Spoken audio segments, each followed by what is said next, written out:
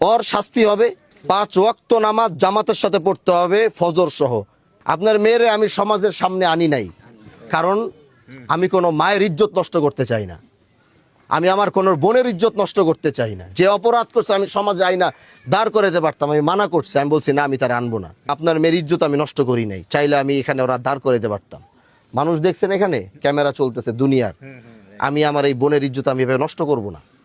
সে ভুল করছে, আমি এটাই বুঝাইতে চাইছি যে প্রকৃতভাবে দ্বিতীয়বার আল্লাহর কসম করে বলতেছি, দ্বিতীয়বার যদি আমি এইরকম আর আরেকটা কথা যদি আমি আপনার মেয়ের নামে আর জীবনে শুনবো, বেটা তরে শুদ্ধ আমি এখান থেকে খেদাই দেবো। কিন্তু কয়ে দিলাম, যদি বউ কন্ট্রোল করতে না পারো, বউ নিয়ে অন্য জায়গায় জায়গা। বেটা আরেকবার যদি আমি দ্বিতীয়বার শুনবো, আর মোবাইল চালানো বন্ধ। আজকের যে এই বিচার ব্যবস্থা আমরা দাঁড়িয়েছি, এই বিচার আমরা করলে অনেক কিছু করতে পারি, বললে অনেক কিছু বলতে পারি, কিন্তু আমি চাই ও মন থেকে ভালো হোক।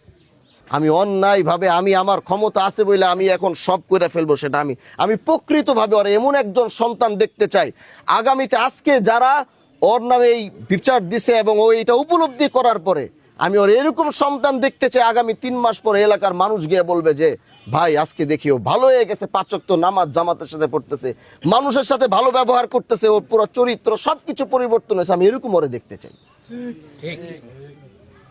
মানুষ চাইলে সবকিছু সম্ভব। আমি এই মহিলাটারে দেখতে চাই যে এই মহিলার ভালো হবে।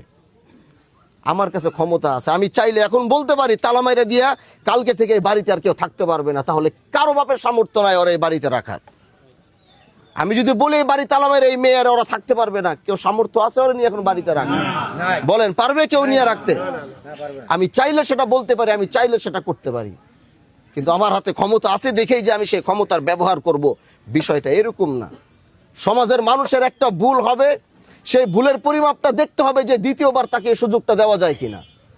যখন তাকে দ্বিতীয়বার সুযোগ দেওয়া যাবে না, তখন তার বিষয়ে এরকম কোনো ফয়সালা করতে হবে যেটার বিকল্প আর কোনো রাস্তা থাকবে না। পিঠ দেয়ালে ঠেকে গেছে, এখন এটাই ফয়সালা, এর বাইরে আর কিছু নাই। কিন্তু প্রথমবার আমাদেরকে একবার হলো দেখতে হবে এই মানুষটাকে। সমাজের মানুষরা ভুল করবে, অপরাধ করবে, প্রথম ভুল করার পরেই তাকে প্রথমবার অন্তত একটা সুযোগ তাকে দিতে হবে যে দ্বিতীয়বার সেই ভুলটার জীবনে করে কিনা। আমার এই আমলে আমি বলেছি, আল্লাহ আমাকে যতদিন এই আসনে রাখবে, আমি একটা সুন্দর সমাজ দেখতে চাই। সেটা কি আপনারা আমাকে দেখাতে পারবেন ইনশাআল্লাহ? বলেন দেখাতে পারবেন ইনশাআল্লাহ? ও যে আরে মারছে, মারামারি করছে, যতটুকু ক্ষয়ক্ষতি হয়েছে, যাই হয়েছে, জরিমানা একটা নির্ধারণ করবেন এখানে। এই জরিমানা আপনার দিতে হবে, ঠিক আছে?